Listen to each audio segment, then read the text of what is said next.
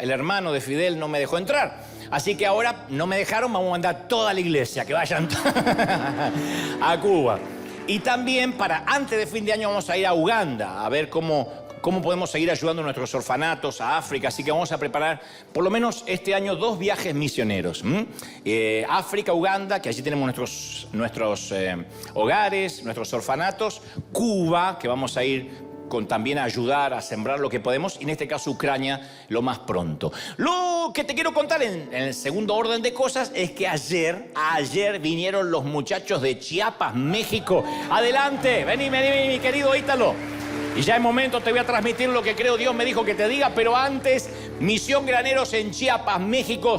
No tenemos todavía el video, pero muchas imágenes para ver. Contame qué pasó. Victoria total. Ayer en Chiapas regresamos casi pasada la medianoche.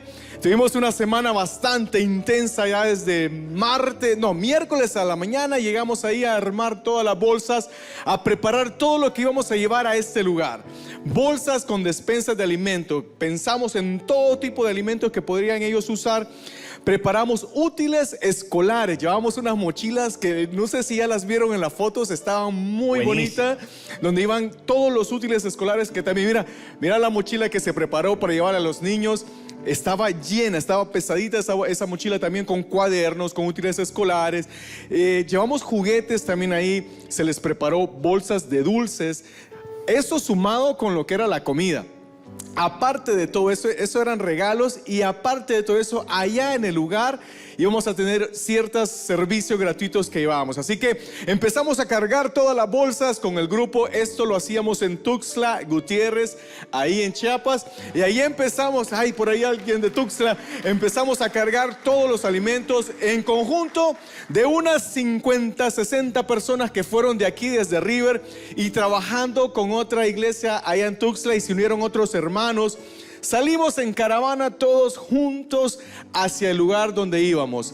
Ese lugar donde fuimos está metido en medio de las montañas, en medio de la nada. Para ir ahí, ellos no pasa nadie por ahí, no reciben visitantes. De hecho, estuvimos un día antes haciendo ciertas tomas, haciendo ciertas cosas, y todo el pueblo salía a ver quién había llegado, porque nadie llega a visitarlos. Ahora ustedes imagínense llegar alrededor de unos 20 y tantos vehículos en caravana, con bandera, llenos de comida, llenos de cosas. Salieron todos los niños, salieron todas las familias a ver qué estaba pasando, y les empezamos a preparar. Llegaron médicos donde llevaban medicina, y también iban a hacer revisiones generales a todas las personas. Llegaron dentistas. En este caso, la foto que están viendo, nos llegaron a decir que había un señor que no podía ir hasta donde nosotros estábamos, y le dijimos: no se preocupe, nosotros vamos hasta su casa. Entonces fueron los médicos a ver al señor, a ver qué es lo que tenía. Le revisaron y le dieron medicina. Tuvimos también ahí dentistas. Llegaron un grupo de dentistas que se sumaron, gente de aquí de River y gente que también estaba en Tuxtla, que dijo: quiero participar con ustedes. Quiropráctico, llegó el doctor Bob también, nuestro doctor Bob de ahí fue a ayudar, y teníamos a toda la gente ahí con nosotros. Empezamos a repartir las mochilas, los niños muy contentos viendo qué es lo que tenían dentro de la mochila, sorprendidos porque nunca nadie les había dado un regalo tan grande, porque aparecían juguetes, después venía la mochila, después venían las bolsitas de dulce. Era un regalo tras otro, y luego llevar las bolsas de comida a casa por casa, a los hogares de las personas. Esto fue una mezcla entre Lighthouse, porque llevamos una cama a una señora que nos dimos cuenta que dormía en el piso. Un día antes nos dimos cuenta y dijimos: vamos a traer una cama. Llevamos una refrigeradora con alimentos que nunca en su vida, por palabras que ellos nos dijeron, habían tenido en su refrigerador. Llevamos ese refri a estas personas. Todos ellos se dedican a la agricultura, todos ellos se dedican al campo. El menú de ellos es maíz, frijoles, y por ahí, si les alcanza un poquito, pueden comprar queso. Fueron las cosas que ellos nos decían. Fuimos visitando, fue Misión Graneros, con Proyecto Honra, con Lighthouse, de todo hicimos juntos. Todos los ministerios ahí. Todo junto ahí para ellos, porque se lo merecen. Estas personas se lo merecen. ¡Maravilloso! En un momento fuimos, paramos todo, y empezamos a ministrar. Se pudo predicar la palabra. La mayoría de estos niños no saben leer ni escribir. La mayoría de ellos hablan 2 idiomas, hablan español y un dialecto. Se les predicó. Yo venía pensando cuando regresamos, decía, esta gente, nadie va donde ellos, nadie pasa por donde ellos, ni por casualidad ni por error. Para ir hay que ir hasta Porque allá. todo es una inversión, desde el boleto aéreo a toda esa gente que fue. A esa gente maravillosa le decimos un caluroso aplauso. Gracias por el esfuerzo, gracias por estar. Esto es en México, acá. Nadie Esto va. sin duda nació en el corazón del Señor, llevar a este grupo de guerreros hasta donde están ellos, para predicarles, para ministrarles, para abrazarlos y llevarles el mensaje de la cruz hasta allá, a esa comunidad. Así que, iglesia, fuimos a representarlos a cada uno de ustedes hasta Chiapas. Gracias, Ítalo. Chiapas, México. Y la semana que viene te vamos a seguir contando más. Esto tiene que ver con tu semilla, con tu siembra y, por supuesto, la tracción a sangre. Los que literalmente fueron, están muy cansados hoy. No se duerman, porque algunos vienen muy cansados, no durmieron allá o durmieron poco, el cambio de horario aquí en los Estados Unidos, pero lo bueno es que no hay nada mejor que llegar a la cama habiendo agotado la última onza de energía para el Señor, diciendo, Señor, vale la pena gastarse para Dios. ¿Cómo no va a valer la pena? Es maravilloso, ¿sí o no? Muy bien, ¿estamos listos? Muy bien. No, hay 3 listos y los demás no se despertaron. ¿Estamos listos? Ahora sí. Hace algunos años, un muchacho llegó a mi oficina y dice, Dante, vengo a decirle que se terminó mi tiempo aquí, en la iglesia. Yo había escuchado antes esas palabras de parte de otros. Durante muchos años me ha tocado darle la bienvenida a mucha gente y despedir a otros tantos. Eso es parte de una iglesia viva, de un organismo vivo. Hay personas que se tienen que ir, me ha tocado pronunciar palabras de despedida porque para algunos es normal crecer, madurar, migrar. No es que necesariamente el que se va es porque está pasando una crisis o se va disgustado. Pero este en particular me dejó confundido porque este muchacho había estado con nosotros por varios años y siempre me mencionaba que yo era un padre para él. De manera que le pregunté, ¿hay alguna razón por la que crees que tienes que irte? Y él me dijo, es que siento que acá no me están alimentando. Dice, no me nutro. Y yo necesito otro tipo de palabra, más sólida. No me estoy nutriendo. No me están alimentando, es la frase que usó. Y yo siempre detesté esa frase, de toda la vida. La frase, aquí no me alimentan. No porque yo sea inseguro, sino porque la cultura de River, la filosofía de esta congregación, está diseñada para aliviar síntomas de ese tipo. O sea, hemos construido a conciencia una cultura que incluye una mentalidad de autoalimentación, de autonutrirse. O sea, no subestimamos la espiritualidad de nadie y mucho menos subestimamos la obra que hace el Espíritu Santo. No lo tenemos que ayudar necesariamente. La negligencia de la responsabilidad de autoalimentarse abre las puertas a una codependencia peligrosa, totalmente nociva. Y esto deviene en el raquitismo espiritual, la codependencia espiritual. La codependencia es esperar que me alimenten, y eso produce cristianos enanos, pigmeos, atrofiados, analfabetos espirituales, que acá no hay, gracias a Dios, pero capaz que en alguna iglesia nos están viendo y sí. Entonces, claro, porque imagina que un día tu esposa te ve demacrado y consumido. Yo esto lo hablé alguna vez, puse el mismo ejemplo. Imagina que te ve demacrado, consumido, si estás casado obviamente. Estás tan frágil que tus huesos están a la vista, tienes el vientre, el abdomen distendido a causa del hambre. Obviamente no estás comiendo. Entonces le dices a tu esposa gorda, que casualmente ella sí come. En esta casa nadie me está alimentando, me estoy muriendo. ¿Cuál crees que sería la respuesta? Especialmente si te movilizas por tu cuenta. Si no estás confinado a una cama, a una silla de ruedas, no sé. Especialmente si tus extremidades están fuertes, ¿qué crees que te diría? Aliméntate a ti mismo. Cocínate que no te vas a herniar. Eso decía mi mamá. Cuando éramos adolescentes decíamos, mamá, ¿qué hay de comer? Fíjate lo que hay ahí. No me podés hacer, no te vas a hornear por cocinar, te decía. Uno se tenía que cocinar, algo sofisticado como un huevo o algo así. Entonces, la crisis más seria que está padeciendo actualmente el pueblo cristiano es la que llamamos la crisis de desarrollo. Porque hay cosas que nadie puede hacerlas por nosotros, nadie. En un ámbito religioso donde están de moda y son tan populares los profetas, hay que saber que nadie más puede sentarse a los pies del Señor para oír cuáles son las instrucciones para nosotros. No podemos hacer eso vicariamente, que alguien nos diga lo que Dios nos dice a nosotros. No podemos vivir de eso siempre. Solamente yo puedo fomentar mi propio crecimiento espiritual. Solamente tú puedes fomentar tu propio crecimiento espiritual. Entonces yo recuerdo el momento en que me encontraba en la misma situación que este muchacho que me vino a ver. Pues no lo estoy juzgando. Nada más que me recordó a lo que yo también pensaba cuando delegaba la responsabilidad de mi crecimiento espiritual a otros. Cuando era adolescente me quejaba mucho ante Dios sobre, por ejemplo, la calidad académica de la predicación en la iglesia donde yo me congregaba. Me aburría.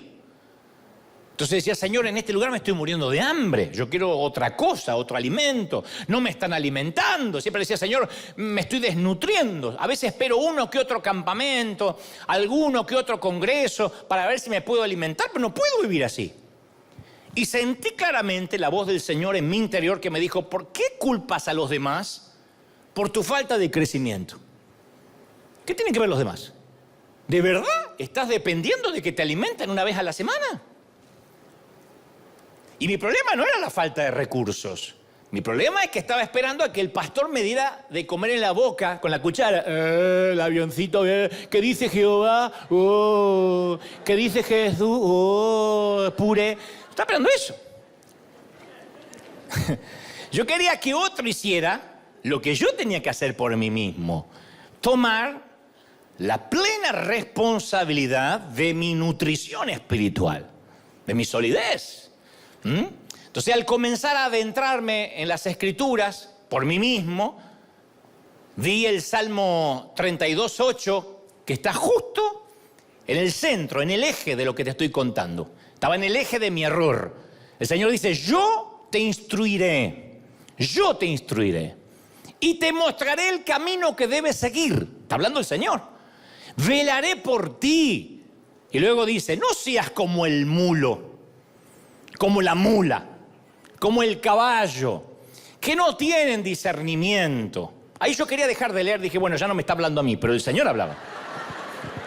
Y cuyo brío hay que domar con brida y freno para acercarlos a mí.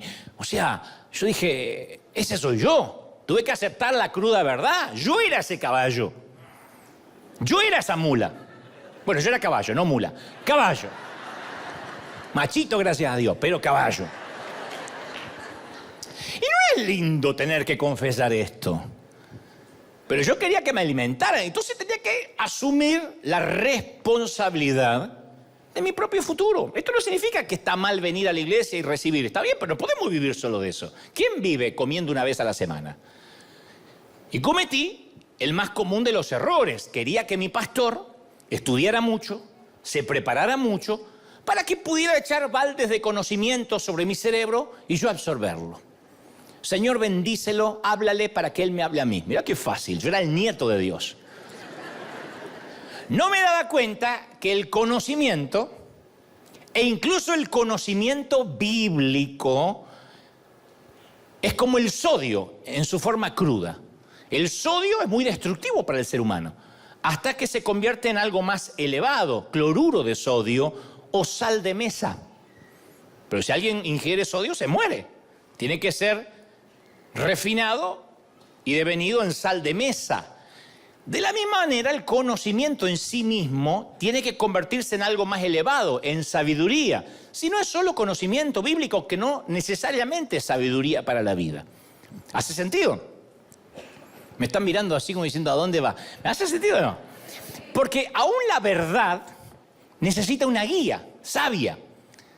Juan 14:16 dice, y yo le pediré al Padre, está hablando Jesús, y dice, y les dará otro consolador para que los acompañe siempre. Hasta ahí está perfecto. Luego dice, el Espíritu de verdad es el que los va a acompañar. Pero cuando venga el Espíritu de verdad, Él los guiará a toda la verdad. O sea que necesitamos una guía. No dice, el conocimiento en sí mismo te va a ayudar. Necesitas la guía hacia la verdad. Entonces, ¿cómo transformamos el conocimiento en sabiduría? Hay mucha gente que conoce mucho y es necia. La gran mayoría de los necios que yo he conocido tienen un montón de diplomas en la pared. Instrucción no es necesariamente lo mismo que sabiduría. Inteligencia no es lo mismo que sabiduría. Hay gente muy necia. Y hay gente que tiene poca instrucción académica y es muy sabia. Y yo no estoy hablando del conocimiento confuso, religioso, escatológico que hay que sumar en el cerebro. Yo hablo de comida.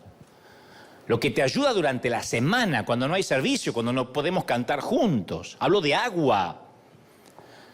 Hablo de oxígeno. Lo básico, lo fundamental. Entonces, ¿cómo viene esa sabiduría, ese oxígeno? ¿Cómo viene? ¿Cómo llega a nosotros? ¿Será que Dios implanta información y entendimiento en nuestro subconsciente mientras dormimos? ¿Se acuerdan cuando nos decían que podíamos aprender inglés mientras dormíamos? Había gente mensa que creía en eso. Dije, qué lindo. Dice que te ponías los auriculares y decía, y entonces te iba al subconsciente y a la mañana te decían buen día, decías morning. Oh. Tu abuela, no pasa eso. ¿Será que Dios? Lo hice con el alemán también, porque yo fui a un colegio alemán y el alemán es muy difícil para aprender. Y entonces me ponía todo en alemán toda la noche. Sprechen Sie Deutsch, das Leben sinken an der Schande, was machen Sie? A la mañana hacía, estornudaba en alemán. Entonces, ¿qué hace Dios para darnos sabiduría? ¿Un acueducto entre el cielo y la mente? No, no exactamente. Pablo le advierte a su discípulo en 2 de Timoteo 3:7, le dice, hay gente, fíjate qué revelación. Pablo dice, hay gente que siempre está aprendiendo, pero nunca llegan al pleno conocimiento de la verdad. Ahí confirma nuestra teoría. Aprender no es llegar al conocimiento de la verdad, no es ser sabio. Saber la Biblia de memoria no te da sabiduría. Pablo se lo dijo a Timoteo, hay gente que todo el tiempo está aprendiendo, pero nunca alcanza el conocimiento de la verdad plena. Entonces podemos tener toda la información, sin embargo no acercarnos ni a un centímetro de la verdad. Ese es el síndrome de muchos que leen la Biblia y se saben versículos de memoria y la doctrina, pero no logran amar al prójimo y odian a quien piensa diferente a ellos. Y uno dice, ¿pero por qué se sabe tanto de la Biblia? Y no te digo que hay médicos necios, que hay dentistas necios, que hay universitarios necios. Hay gente egresada de Harvard necia. Hay gente que puede saber la Biblia escritural y teológicamente, pero no a través de la revelación de lo que la Biblia significa, no aplicarla a la dinámica de vida. Entonces en la Biblia hay dos tipos de maestros, acá, en tu Biblia y en la mía. Hay dos tipos de maestros, de mentores. La mayoría nos enseñan a través de la sabiduría. Uno puede aprender a los pies de Salomón, de Abraham, de Moisés, de David. Pero también la Biblia nos presenta maestros que nos enseñan a cómo no vivir. Entonces ahí en la Biblia incluye historias crudas, descarnadas de personas como Caín, Esaú, Acab, Jezabel, Herodes, Judas. Están acá. Y están incluidas para permitir que sus vidas, sus chillonas voces, desde acá nos griten que no cometamos los mismos errores. Judas aparece en la historia para que no cometamos los mismos errores, tomemos las mismas decisiones, las mismas malas decisiones que tomaron ellos. Entonces uno aprende de los buenos y de los malos. Y tanto de unos como de otros nos brindan poderosas lecciones de vida que nos hablan de la ventaja o de la desventaja de una mala decisión. Ventaja si fue buena la decisión, desventaja si fue mala la decisión que algunos de acá tomaron. Salomón nos recuerda que podemos aprender de lo bueno y de lo malo. En Proverbios 24:30 dice, pasé por el campo del perezoso, que no era hispano, por ahí era de otro país. por la viña del falto de juicio. Había espinas por todas partes. Él pasó por la casa abandonada de alguien. Dice que la hierba cubría todo el terreno, describe Salomón. El lindero de piedras estaba en ruinas. Guardé en mi corazón todo lo observado y de lo visto saqué una lección. El sabio Salomón, de haber tenido un celular, habría sacado unas fotos y habría dicho: no me tengo que olvidar cómo la dejadez, la pereza, la suciedad y la mugre nos pueden ganar si somos necios. Y dice: y de esa casa dejada, herrumbrada, saqué una lección. O sea, si no sacamos lecciones de los necios también, estaremos desaprovechando el 50% de la sabiduría que pudiéramos aprender en la vida. Uno aprende de los sabios y aprende de los necios. Uno aprende de los sabios cómo hacer las cosas y de los necios cómo no hacerlas. Uno aprende de un buen chef cómo cocinar bien y de un mal cocinero cómo no cocinar.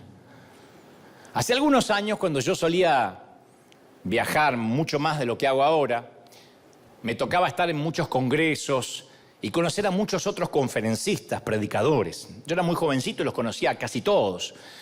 Y algunos eran muy buenos, excelentes oradores, disertadores. Y otros improvisados, bastante amateur, hablando sinceramente, muy malos en lo que hacían. No hago un juicio de valores respecto a sus personas. No digo que eran personas malas. Malas en lo que hacían. Porque yo veía que no se preparaban o que... Recuerdo algunos que gritaban desaforadamente toda una hora. Y al principio el grito es lindo porque al rato decís ya. Y había algunos que gritaban y gritaban porque pensaban que grito significaba poder o autoridad. Otros comenzaban con una idea en el mensaje y terminaban en cualquier otro lado. Los famosos, yo no sé por qué estoy predicando esto. Que los mensajes no tienen ni pie ni cabeza. ¿De qué habló? No sé. Empezó la bestia del Apocalipsis, terminó con el anticristo, pasó por Juan, por Judas, se subió al arca, chocó en Nínive, se bajó del pez, se trepó a la mula. Desastre. Otros decían cosas que no resistían análisis de sentido común, o en su defecto eran muy malos comunicadores. Algunos trataban de comunicar bien, por ejemplo, pero eran muy desalineados en la vestimenta, no pobres. Yo nunca haría un juicio de valor respecto a alguien que es humilde. No, desalineados. Y entonces te distraían del mensaje la primera media hora porque decían: ay, ¿por qué no se arregla eso? ¿Y por qué no se...? Desalineados. Entonces no cuidaban los detalles. Y recuerdo que sentí del Señor y me dijo, yo era muy muchachito, y me dijo: quiero que también aprendas de todo lo que no tienes que hacer. Quiero que aprendas lo que no quiero que hagas si realmente deseas que algún día te preste los oídos de la gente. Entonces, así como yo valoraba a los buenos conferencistas de los cuales tomaba nota, comencé a valorar a los malos conferencistas. Dije: estos también son grandes maestros de lo que yo jamás tengo que hacer. Mira, nunca voy a hacer eso. Mira cómo le queda el pantalón, qué espantoso, nunca me voy a poner un pantalón así. Fíjate aquel cómo grita, voy a tratar de no gritar. Entonces yo decía lo bueno y lo malo y yo iba tomando nota y analizaba, a ver, ¿cómo hizo este tipo para aburrirnos en menos de 2 minutos? Eso es un don. Viste que hay gente que tiene el don, es un milagro, en 2 minutos se durmió. Yo decía, y yo reflexionaba, a ver, antes me levantaba y me iba. Yo decía, de este no puedo aprender nada. Y yo me decía, no, aprende. ¿Qué es lo que aburre? ¿Su tono monótono? ¿Su falta de inflexiones en la voz? ¿Su falta de preparación? ¿Será que está preparado pero le falta pasión y no es creíble y la gente no cree a nadie que no cree él mismo lo que está diciendo? Entonces yo empezaba a tomar nota. Entonces, si logramos aprender de lo malo, tanto como de lo bueno, vamos a aprender el doble en nuestra vida. Por eso Dios puso en la Biblia relatos crudos, sin editar, historias que terminan mal. Porque aquí no es como los cuentos de Disney, que siempre se casa el príncipe con la princesa. Aquí hay gente que tiene mucha sabiduría y gente que terminó mal su vida. Saúl, el propio Sansón, con necedad. Entonces hay personas que se comportaban bien y otros no, los buenos y los malos. Y Pablo afirma en Romanos 15:4 que todo lo que se escribió en el pasado se escribió para enseñarnos. ¿Están conmigo, sí o no? A fin de que alentados guiados por las Escrituras, dice el apóstol, perseveremos para mantener nuestra esperanza. Entonces todo fue escrito para algo. Las lecciones pueden venir de cualquiera en la vida. Salomón dijo en Proverbios 13:20, el que con sabios anda, sabio se vuelve. El que con necios se junta, saldrá mal parado. O sea, en ambos siempre aprendemos algo, algo se nos pega. Nos convertimos en aquellas personas iguales con las que andamos. La sabiduría, convengamos, es contagiosa. Cuando yo me reúno con alguien culto que le gusta leer y empezamos a hablar de libros, de literatura universal, a mí me dan ganas de leer. Cuando me dice, tienes que leer 100 años de soledad, cuando me lo dijeron la primera vez, tienes que leer a Gabriel García Márquez, a Neruda. Para mí eran libros que no estaban a mi alcance cuando era chico y de repente el hambre por leer vino por rodearme de gente que leía, que no vivía con el celular. Entonces, si uno quiere ser sabio, tiene que rodearse de gente sabia. Por eso, si no analizamos nuestro mundo relacional, los que nos rodean, nos podemos meter en muchísimos problemas. Porque las relaciones, quienes nos rodean, nuestro entorno, así como cualquier área de nuestra vida, requieren evaluación, a veces poda, refuerzo constante, a veces refinanciar algunas relaciones. Una vez te conté una frase que me decía mi abuela que después terminó siendo un mensaje que está disponible en nuestro sitio web oficial. Mi abuela decía, Dante, cuidado con quien te junta que la estupidez se pega. La abuela alemana sabía. La estupidez se pega. Yo pensaba que no. Sí. No solo la sabiduría se pega la estupidez. Aún en nuestro mundo adulto se pega. Yo hablé de esto, no es lo medular del mensaje hoy, pero me gusta hacer un repaso. Si uno trabaja en un entorno, en una fábrica, una empresa, una oficina, donde los insultos fluyen todo el día como un río contaminado, ¿se puede pegar el hablar mal? Todo el día hablan mal, todo el día es doble sentido. Y todo es con doble sentido, todos son chistes groseros, procaces, chabacanos, torpes. ¿Se puede pegar? ¿Cómo que no? 1, 2, 3 semanas y vas a estar hablando igual. Quizá trabajes en un entorno donde lo único que importa es hacer dinero. Y todo el mundo hace dinero, invierte en la bolsa, y que compré esto y me metí en un multinivel, pero este multinivel es mejor que este otro multinivel, y mejor vende esto porque el otro, y vas a llegar a ser un diamante. Fíjate el auto que maneja aquel porque es un super, ultra, hiper, macro diamante. ¿Se puede pegar la avaricia? Yo tuve que cortar amistades que lo único que querían desde que me veían hasta que me despedían era meterme en un multinivel.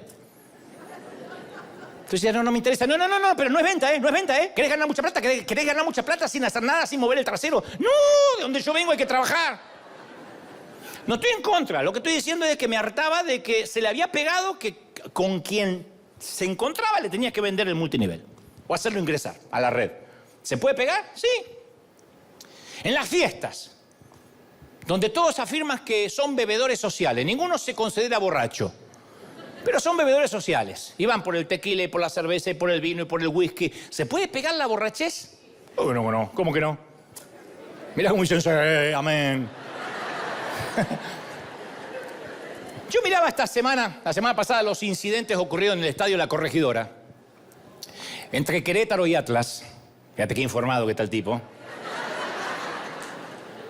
Se armó una batahola que derivó en una violencia extrema. ¿Se puede pegar la violencia? Sí.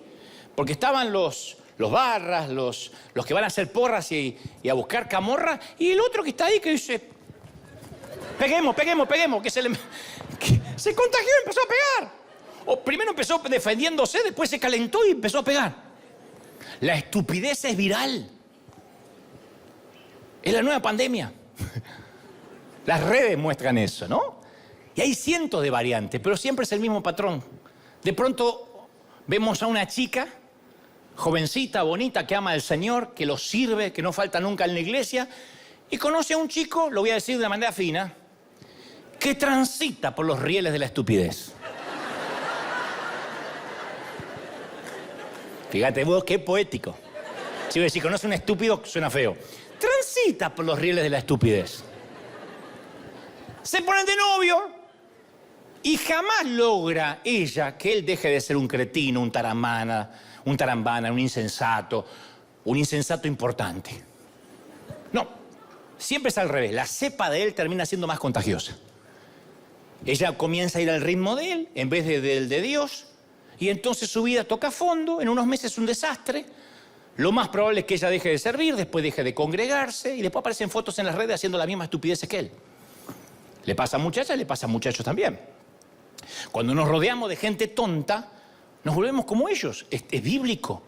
Y cuando nos rodeamos de gente sabia, buena, madura, se nos pega el carácter. Se nos pegan las cosas buenas.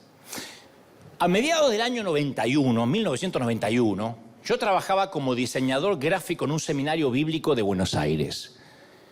Y para ese mismo entonces me habían comenzado a invitar a predicar en algunas pequeñas congregaciones de Buenos Aires. Y yo hacía lo mejor que podía, mi mayor esfuerzo. No tenía conocimiento teológico, pero luego de algunos meses de predicación me convencí de que ya había agotado todos los mensajes que había en la Biblia. 3. Yo los iba salteando, y a veces cuando me invitaban por tercera vez decía, no, hasta acá, siento de Dios de no ir, porque no tenía más mensaje. No sabía qué más decir. Me sentía un neófito. Entonces una mañana, en el seminario donde trabajaba, caí en la cuenta que dentro del campus había una librería que contenía una audioteca, o sea, una colección de mensajes de predicadores que habían pasado por la capilla del instituto. Así que, aburrido, una mañana fui a la librería, pedí el catálogo de cassettes. Algunos no saben lo que son cassettes, porque son todos acá de la generación de Justin Bieber, de Maluma para acá, pero yo soy de cuando había cassettes. Y me detuve en nombres de predicadores que jamás había oído ni leído en mi vida. Y todos los mensajes tenían más o menos títulos parecidos, muy clásicos. La santidad, la integridad, cómo crecer en Cristo. Pero algunos títulos en particular me llamaron la atención. A saber, una noche más con las ranas. Bailando con la más fea. Cerco de espinos. Ustedes dirán, eran mensajes tuyos. No, esos los robé.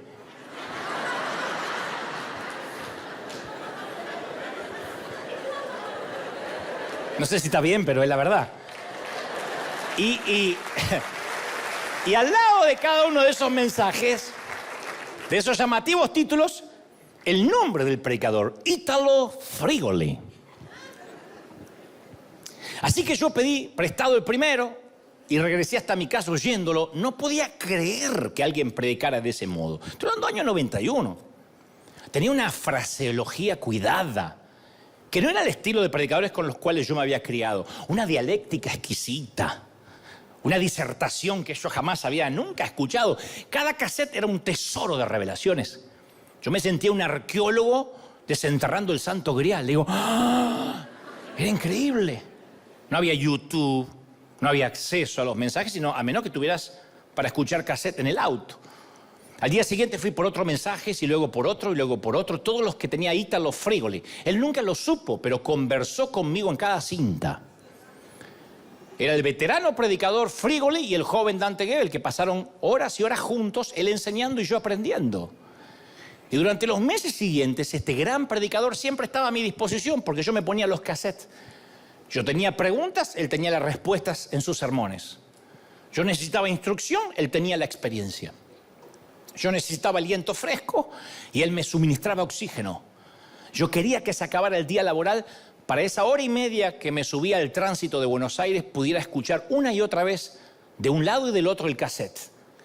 Y repetí esa ceremonia todos los días de mis semanas hasta que memoricé los mensajes disponibles de Italo Frigoli. Italo Frigoli es argentino, pero tiene su ministerio en Chile. Durante mucho tiempo estuvo en España, en las Islas Canarias. Por consecuencia, él habla como si fuera un locutor. Dice, Dios le bendiga, es un placer poder estar con vosotros. Este día Dios me ha dicho que te diga algo que ha puesto en mi corazón desde lo más profundo de mi ser y mis entrañas. Él habla así. Entonces escucharlo es un placer. Cuando alguien habla rico, es lindo. Es un placer escuchar el lenguaje de Cervantes en la boca de un predicador. Así que me los aprendí de memoria y ahora que iba a predicar a las iglesias, llevaba mensajes más profundos. Tengo para compartir. Una revelación. Bailando con la más fea. ¡Wow! ¡Qué revelador! De hecho, me consta que luego de unos años lo acusaban a Ítalo que él me robaba los sermones. Le decía, deja de copiar a Dante Gebel. Lo cierto es que para muchos alumnos, este es el punto, esa audioteca no significaba nada más que un viejo archivo de predicadores. La muchacha que atendía me dijo, nadie además de ti viene a pedirme estos audios. ¿Por qué? ¿Qué sé yo? Ya lo habrán escuchado, están muy ocupados estudiando. Para mí eran un tesoro, un oasis para mi alma.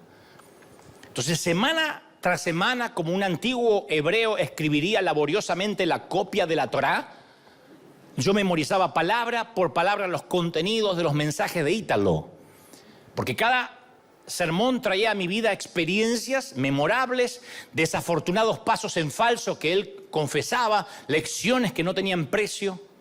Entonces Ítalo relataba en esos cassettes sus victorias, sus derrotas, y como una herencia que yo había esperado toda la vida, las gemas, las perlas de sabiduría de Ítalo se derramaron a través de esas viejas cintas magnetofónicas para llenar el arcón de mi ministerio. Y él se convirtió en mi sensei, en mi maestro. Un viejo lobo de mar instruyendo a este marinero en cómo navegar en las aguas, en los mares del servicio. Su manera de predicar, de gesticular, yo solo podía oírlo, de contar historia, comenzaron a moldearme poco a poco en mi tarea de predicador. Y hasta ese entonces nunca lo había conocido personalmente, lo conocí unos años después. Pero cuando lo conocí, fue como encontrar a un viejo conocido para mí, porque yo me sentaba a sus pies cada regreso a mi casa luego de un largo día de trabajo en el seminario. Me dio todo el tiempo que necesité, me enseñó, me disciplinó gradualmente, aunque él nunca lo supo. Y sin exagerar, posiblemente este hombre salvó 10 o 15 años de sufrimiento de mi ministerio. Me los evitó, me dio un atajo. El secreto que obtuve, la sabiduría que él impartió, sin la necesidad de atravesar las mismas experiencias que lo lastimaron a él. Desde ese momento me percaté que no solo los jóvenes predicadores necesitan ayuda. Ninguno de nosotros tiene lo que se necesita cuando comenzamos. Entonces, ¿qué es lo que necesitamos recalar a lo largo del camino? Sabiduría. Y no tenemos ninguna sabiduría necesaria para ser el pastor que Dios quiere que seamos, la madre o el padre que quieren nuestros hijos que seamos, el maestro, el líder que esta generación necesita con urgencia. Nadie nace con lo necesario. Podemos tener sueños, visiones, proyectos, planes, pero no la sabiduría necesaria para navegar en los altibajos de la vida. Entonces Dios nos da siempre a todos una medida de fe para que sigamos, pero no es lo que nos va a llevar hasta el final de la carrera. Fe sin sabiduría no nos lleva a ninguna parte. ¿Cuánta gente que en fe comenzó cosas y no fueron sabios y dilapidaron proyectos maravillosos de Dios? Se metieron en visiones faraónicas que Dios nunca les mandó por falta de sabiduría. La gente se hartó que la esquilaran. Cuando vas a una iglesia que te levantan 5 ofrendas para mantener los gastos fijos, primero dejas de invitar a alguien nuevo porque te mueres de vergüenza. Segundo, dice, estoy harto, todo es dinero. Y el pobre pastor, lo entiendo, se metió en algo faraónico que después no pudo sostener, compramos el elefante y luego hay que alimentarlo. ¿Qué es eso? Falta de sabiduría. En la administración, en la mayordomía. Entonces Dios diseña nuestra vida para que siempre nos mantengamos aprendiendo, madurando. Nacemos con esa escasez de sabiduría para evitar que nuestros corazones se vuelvan ásperos, duros. Entonces Dios nos mantiene humildes, maleables, corregibles, cambiables, transformables. De hecho, ese proceso de maduración se llama una relación con Cristo, creciendo conforme a la estatura de la plenitud de Cristo. Ahora, ¿cómo conseguimos esa relación a diario? Bueno, esto es lo que te voy a compartir de parte del corazón del Señor. Podemos elegir entre 2 maestras, tenemos 2 instructoras disponibles en la vida. 2 maestras que quiero que te aprendas de memoria su nombre. Porque son las 2 maestras destinadas a enseñarnos todo en la vida. Yo las conocí a las 2, una más que otra. Ambas son docentes de alto rango, saben lo que hacen, Ninguna de ellas sale barato. No es que, ¿y cuánto cuesta? Caro. Pero ambas requieren algo de nosotros. Ambas nos terminan cobrando algo. Son las dos maestras de la vida. Y hay que elegir entre una y la otra. Si no elegimos ninguna, por defecto nos vamos a quedar con la segunda.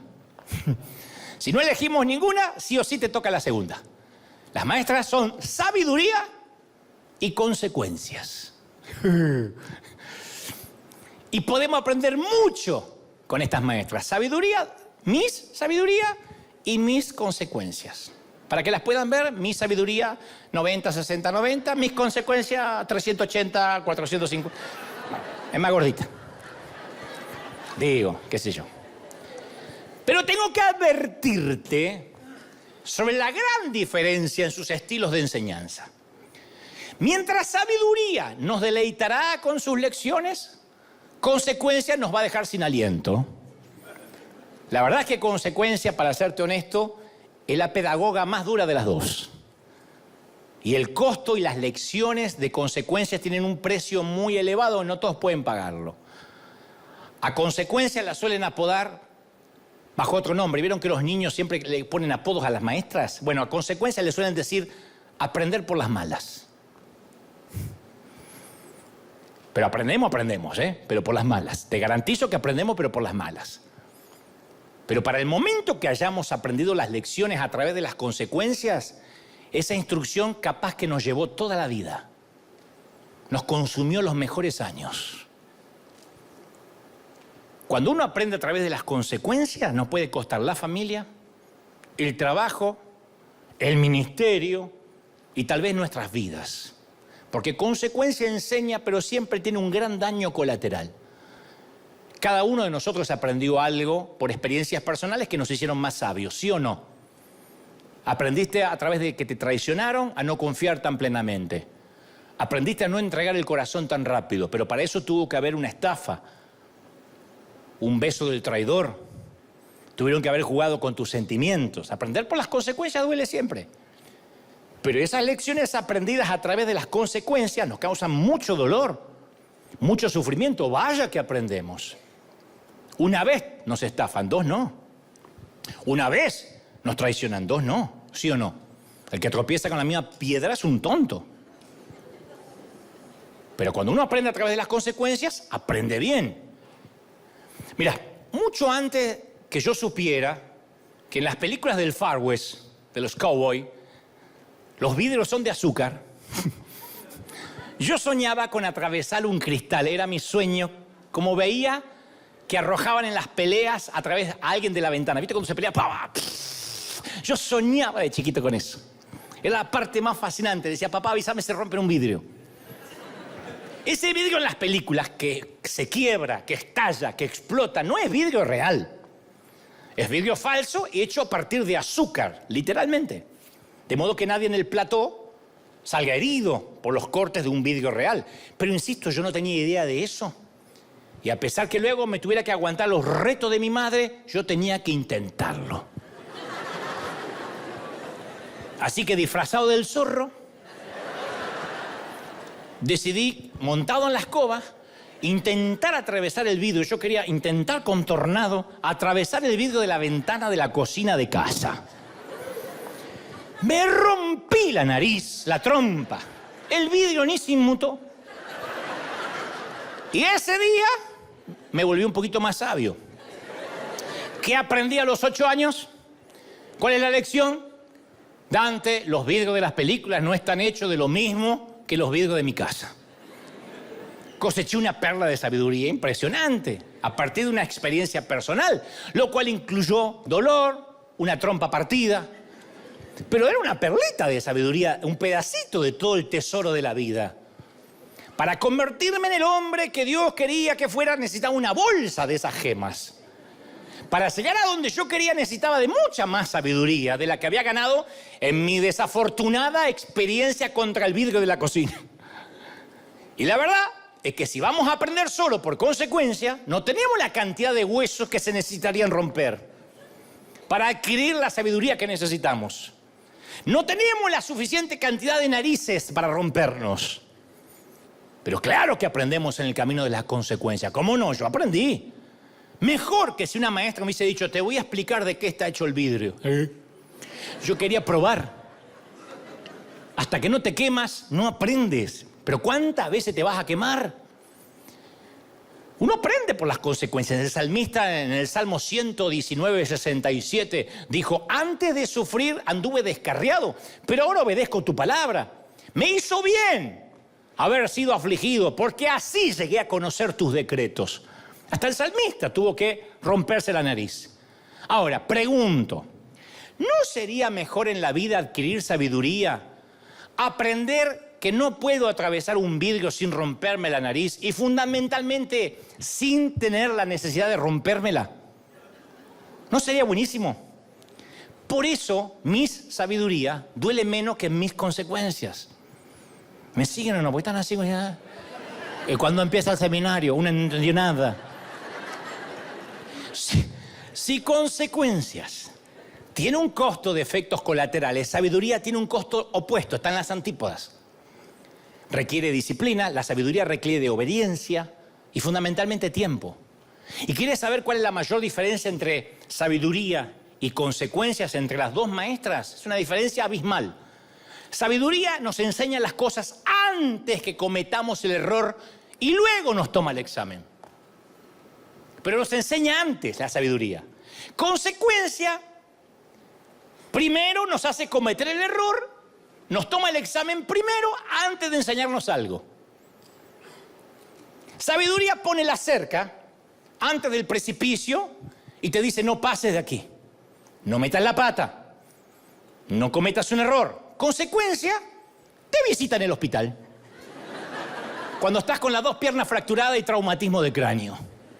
Está ahí. Ay, aprendí. Hablando de esto, verídica esta historia, yo sé que me ven en España. No voy a decir el nombre del pastor ni la ciudad para no herir sensibilidades. Pero tengo un gran amigo pastor en España que me dijo, otro pastor fulano de tal está muy accidentado y está en el hospital. Y sería para él una alegría que lo vayas a visitar, así que nos hicimos un tiempo y fui a verlo. Estaba todo quebrado, casi no lo reconozco. Las dos piernas así, como en las películas, los dos brazos quebrados, apenas podía mover así. Me dice, qué gusto, qué placer que ha venido aquí. Y yo le digo al anfitrión que me llevo, ¿qué le pasó? Y me dice, no, que te lo cuente él. ¿Pero por qué? Porque nos pidió contártelo él. Yo, ¿pero por qué está todo quebrado? Que te lo pidió contarle él. Entonces estábamos ahí, nos quedamos a solas. Me dice, pues, he aprendido una lección.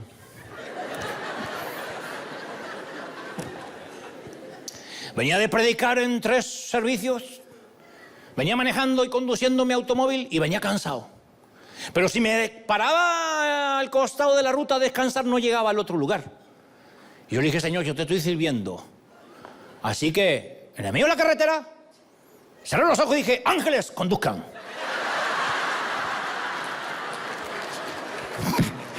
Telma y Luis.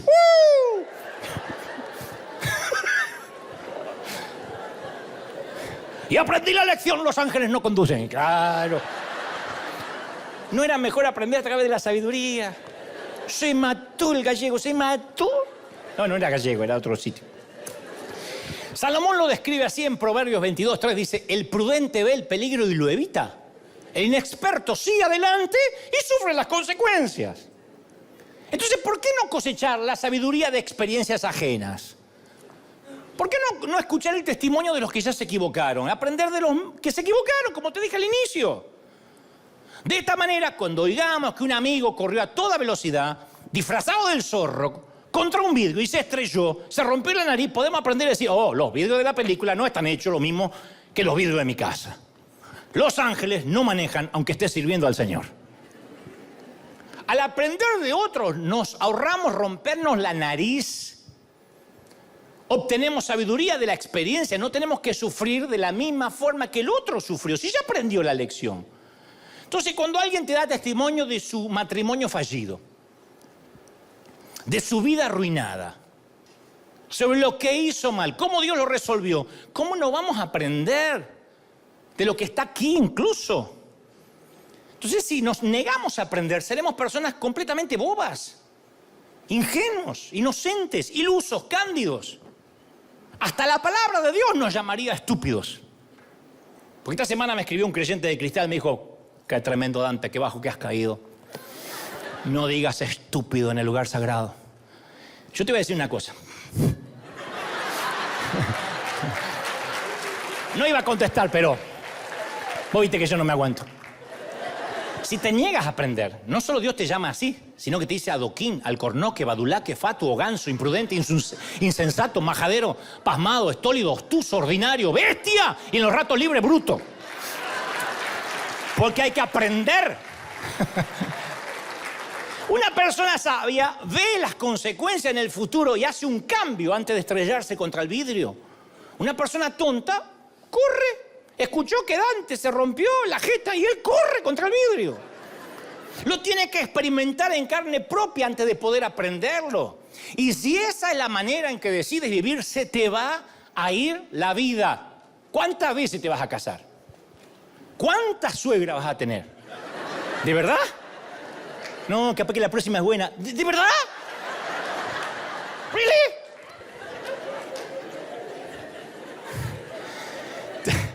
Hay que aprender de las experiencias de otros. Ahora, así como hay dos maestros en la vida, también hay dos exámenes. Dos tipos de exámenes. Ambos pueden causar sufrimiento, pero uno empuja hacia adelante mientras el otro nos va a retrasar. Ambos exámenes también tienen nombre: disciplina o remordimiento. El apóstol Pablo se explayó sobre esta experiencia crucial en su segunda carta dirigida a un grupo de cristianos inmaduros, porque él escribe una carta que les causa un gran dolor a la iglesia, ¿no? Casi tan grande que ellos sentían que los había despellejado vivo el pastor. Y en 2 Corintios 7:8, Pablo, no sé si se disculpa, pero aclara, dice: si bien los entristecí con mi mensaje, con mi carta, no me pesa. Es verdad que me pesó cuando lo escribí, porque me di cuenta que por un tiempo mi carta los entristeció. Sin embargo, ahora me alegro, dice Pablo, porque no se entristecieron con esa tristeza que no produce nada, sino que los llevó al arrepentimiento. Ustedes se entristecieron tal como Dios lo quiere, de modo que nosotros, dice Pablo, de ninguna manera los hemos perjudicado. La tristeza que proviene de Dios produce arrepentimiento. ¿Alguien dice amén, sí o no? Amén. Lleva a la salvación, de la cual no hay que arrepentirse, mientras que la tristeza del mundo produce la muerte, dice Pablo. Entonces, una vez más, la disciplina puede causarnos dolor. Yo te voy a decir algo que por ahí no te dice otro predicador. Pasar tiempo con Dios y con la Biblia no siempre es placentero, no siempre da beneficios rápidos e inmediatos. A mí me ha tocado que algunas mañanas obligarme a leer la Biblia me produce lo mismo que darme una ducha de agua helada en pleno invierno, no tengo ganas. Entonces, ¿cuál es la alternativa? Y bueno, el dolor de la disciplina tiene un costo menor al dolor del remordimiento. ¿Por qué no lo hice? Es más, no se le acerca ni un poquito un dolor a otro. Yo prefiero el dolor de la disciplina que el de pude haber hecho mejor y no lo hice. Santiago lo expresa claramente, nos cuenta que podemos pedir sabiduría de dos fuentes diferentes. Inicialmente habla de una sabiduría que viene de abajo, que trae remordimiento. Santiago 3:15 dice: esa no es la sabiduría que viene del cielo, sino que es terrenal, puramente carnal y diabólica.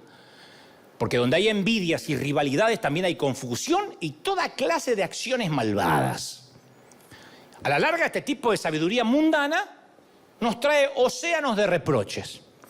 Aprovecha, acostate con todas las mujeres que puedas. Siempre hay un tío que te da esa sabiduría de calle, ¿no? No pagues impuestos, acá los gringos son idiotas. No pagué, si declarás todo lo que ganaste, tío San te quita todo, vos andás por tu lado, andás por la izquierda. A los 4 años el país te eyectó. Porque aquí el sistema funciona. A los 4 años de hacer las cosas por zurda, el país te vomitó. No puedes ni comprarte un dulce porque no tienes crédito, porque hiciste las cosas mal. No, si te para un policía, decirle que te olvidaste los papeles en casa. Después quieres arreglar tus papeles de ciudadanía y te sale que le mentiste a un oficial y como acá la mentira es un crimen, no te dan los papeles.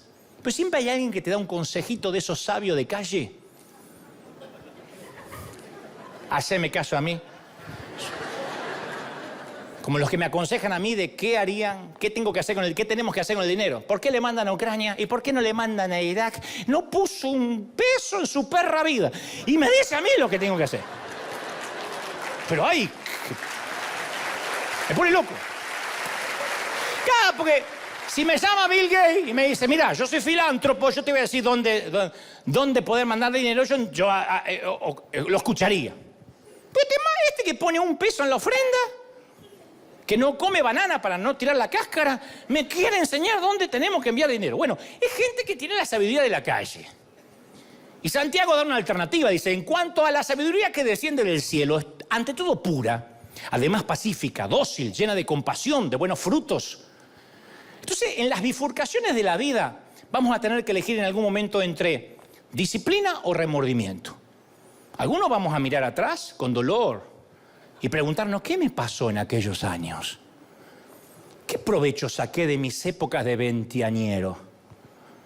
¿En qué estaba pensando a los 30 y tantos años? ¿Cuándo fue que tomé el giro equivocado cuando ya tenía 40? Porque contamos con 7 u 8 décadas de vida nomás, ¿eh? Desperdiciar una década es un crimen. Algunos desperdician décadas como si fueran adolescentes. Cada década es sumamente preciosa. No queremos llegar al final de una década y darnos cuenta que malgastamos nuestra vida con remordimiento. Ahora, convengamos que mucha gente comete peores errores que nosotros, pero el punto es que no cometamos los mismos errores. No tenemos que utilizar el tiempo ni sufrir el llanto que otros ya lloraron. ¿Por qué? Porque hay gente que ya lo atravesó, está ahí en la Biblia. Por eso cuando predico yo suelo hablar más de mis errores que de mis victorias. Mi perfil de antihéroe es lo que más me ha resultado porque causa empatía con la gente. Y por lo menos cuando me estás escuchando dice, bueno, no voy a cometer los mismos errores de este flaco. No pases por las mismas experiencias que me lastimaron a mí. Si logras evitar todas las tonterías que yo siempre te cuento que hice, te habrás ahorrado años de sufrimiento y de dolor como yo me los ahorré escuchando a Ítalo.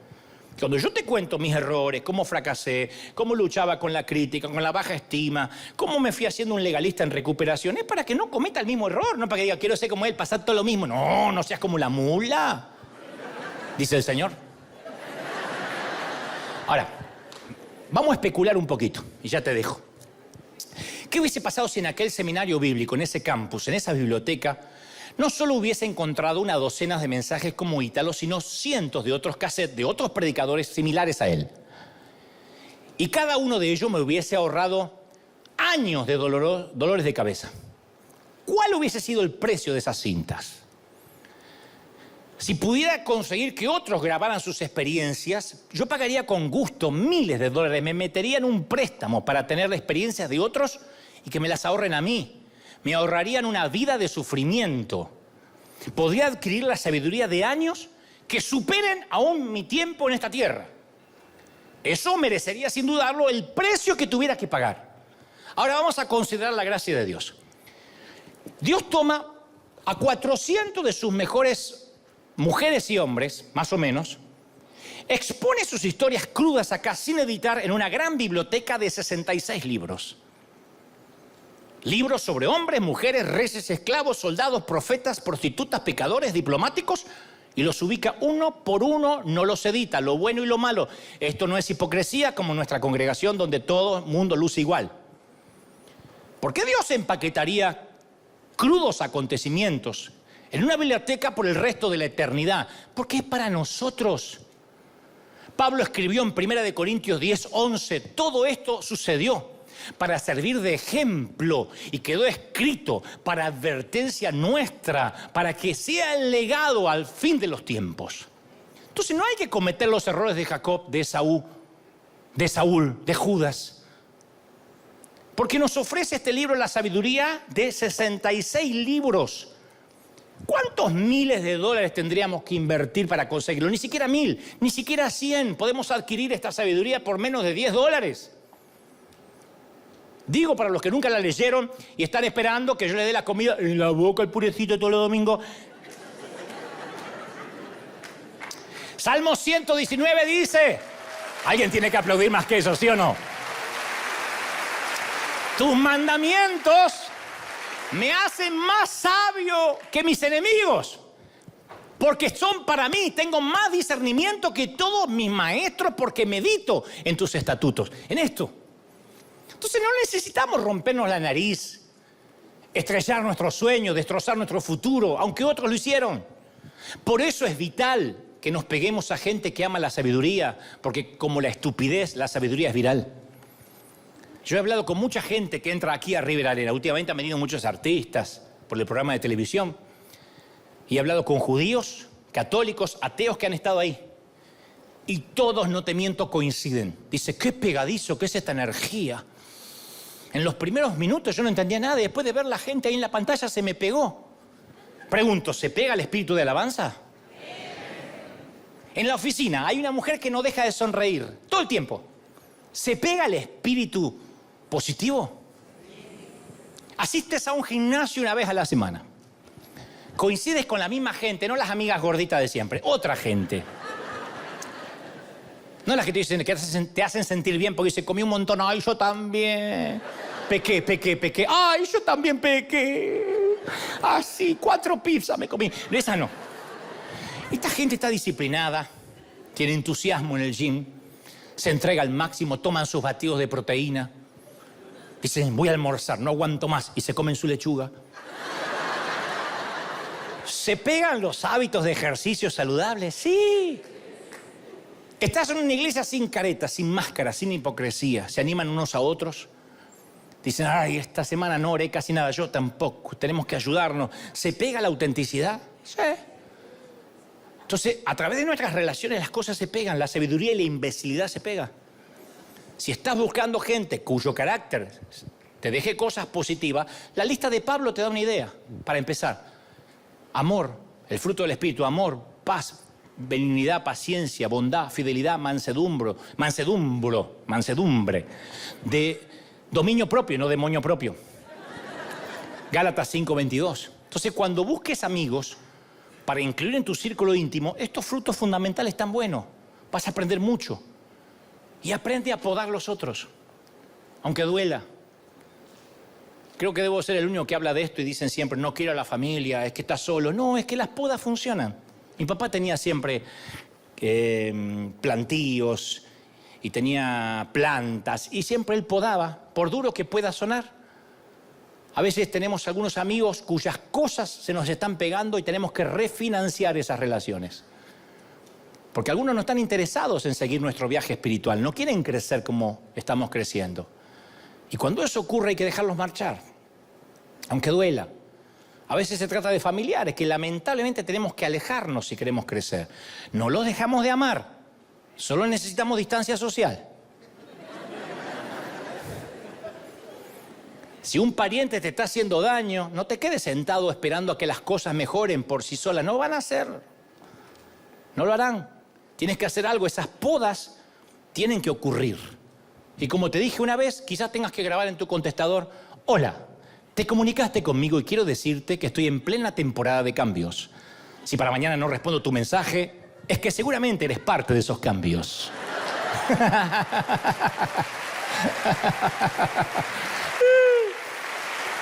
Mirá, la sabiduría es la lengua nativa de Dios. Pero se requiere que participemos, que querramos aprender, si no solo es información. Y en este globo giratorio que nos toca vivir, la vida le va a dar su mejor fruto a granjeros diligentes. Y sus tesoros se los entregará a los industriosos peregrinos que trabajen duro, no a aquellos que se queden en una mecedora esperando que la vida les cambie. Dios nos libre de llegar a los 80, a los 90 años y decir, ¿cómo desearía haber sabido lo que sé hoy en aquel entonces? Porque ya habrá sido tarde. ¿De qué sirve ser sabio a los 99? Y decimos, si tan solo habría entendido, si tan solo hubiese sido capaz de ver, si tan solo me hubiese detenido a pensar, habría criado a mis hijos de manera distinta. En lugar de estar todo el día en el trabajo, cuando los quise disfrutar les tocó ir. Hoy les dedicaría más tiempo porque ellos no se acuerdan de lo que le compraste, sino el tiempo que pasaste con ellos. No habría arruinado mi matrimonio. No me habría apurado en casar. No me habría apurado en tener más hijos, pensando que un hijo iba a resolver la crisis. Jamás me habría alejado del Señor. Así que, si tienes la fortuna de escuchar a un predicador que te cuenta que se rompió la nariz por tonto y te enseña que los vidrios de las películas no están hechos de lo mismo que los vidrios de tu casa, aprende la lección. Anótalo en las tablas de tu corazón, escríbelo, átalas a tu cuello y escríbelo en las tablas de tu corazón. Y hazte un favor, ahórrate el golpe, ahórrate la vergüenza y ahórrate el dolor. Adquiere sabiduría y camina siendo sabio. Es lo mejor que te puede regalar el Señor. Vamos, dale un aplauso al Señor, dale un aplauso gigantesco al Señor de señores y al Rey de reyes. Una vez que te pongas de pie, yo quiero escuchar ese aplauso y que se escuche en América, en Asia, en África, en Europa, en Oceanía. El Señor ha hablado hoy. ¡Bendito sea el Señor! ¿Cuántos quieren aprender a través de la sabiduría? Díganme amén.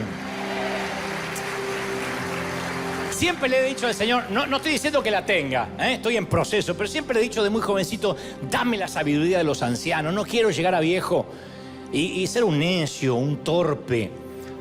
No quiero ser perfecto, pero quiero ser sabio. Saber decir no, me regalé el no. A los 40 años me regalé el no. Yo quería regalarme, como te cuento siempre, algo que no se pudiera vender en tiendas, algo que yo me pudiera autorregalar. Y como los 40 me parecieron una década interesante, dije, me voy a regalar el no. Y cuando me regalé el no, tuve el sí en otras cosas. Me regalé el no, no voy a funerales para cumplir. No hablo de los de la iglesia, hablo de funerales de hay que ir de tal pariente, porque qué van a decir, porque van a opinar mal. No voy a bodas que no tengo ganas. No voy a fiestas donde no tengo ganas de estar sentado. Prefiero dedicar ese tiempo a otra cosa, pero yo viví mucho tiempo diciendo sí a todo. Yo tenía el sí fácil. Mamá decía, menos mal que no naciste, nena. Vivirías embarazada. Porque yo tenía el sí fácil y me regalé el no. ¡Qué lindo cuando me regalé el no! Dije, no, voy a hacer lo que yo quiera hacer. Voy a estar enfocado en lo que Dios me llamó.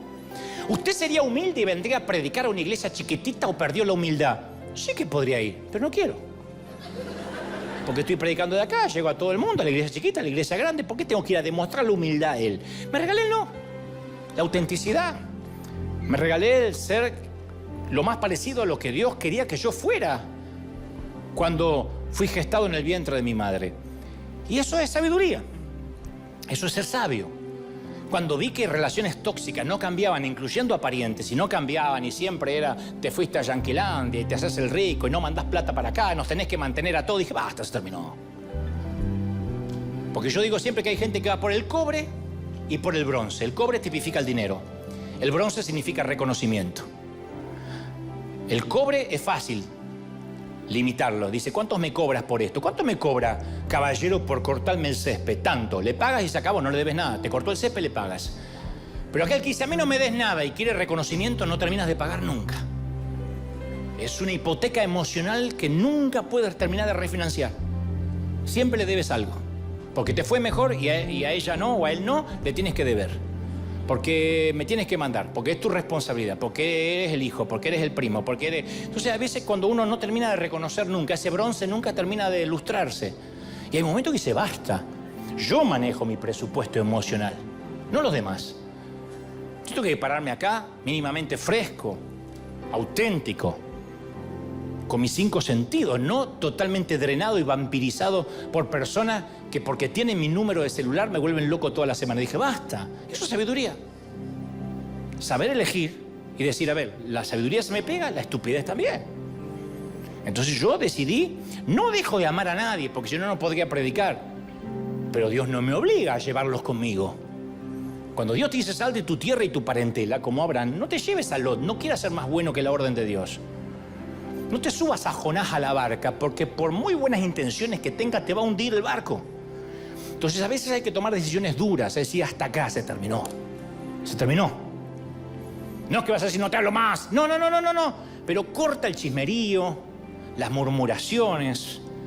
Si tienes que ahuyentarte de grupos de WhatsApp, ahuyéntate. Mantente puro. Eso es sabiduría. Cuando estés en la cama de un hospital, con sueros intravenosos, con respiración asistida, te vas a dar cuenta que lo que te digo hoy es verdad. Vas a decir, ¿por qué no aproveché mejor? Me la pasé sentado en mesas que no me interesaba, con gente que no tenía ganas de estar. Una cosa es servir al Señor. Vamos a Chiapas y servimos. Otra cosa es subírtelo a tu viaje en la vida. Entonces uno tiene que ser sabio y decir, el tiempo se me está acabando, y no lo midas por tu edad cronológica. Porque viene una pandemia o cae una bomba y así se nos cierra el grifo de la